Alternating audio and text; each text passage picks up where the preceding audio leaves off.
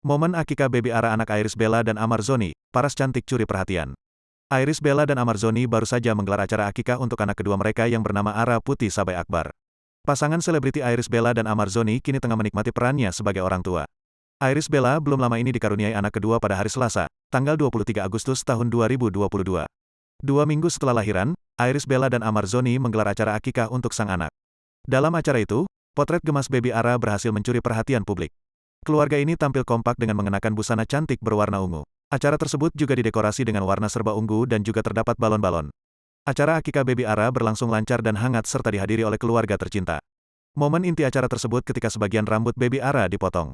Dalam momen itu terlihat baby Ara sedang tertidur nyenyak. Tampak baby Ara memakai onesi warna putih yang dihiasi detail pita warna ungu. Penampilan baby Ara terlihat begitu cantik dan gemas. Selain itu, penampilan Iris Bella dan Amarzoni tak kalah menawan. Mereka berdua tampil begitu serasi dengan pakaian serba ungu. Pasangan ini juga terlihat selalu harmonis dalam setiap momen. Tak segan, keduanya membagikan momen romantis dengan berfoto. Dalam keterangan unggahan, ibu dua orang anak itu menyampaikan rasa syukurnya. Alhamdulillah akikah baby Ara Putih Sabai berjalan dengan lancar, tulis Iris Bella dikutip tribunstyle.com dari Instagram, Jumat, tanggal 9 September tahun 2022.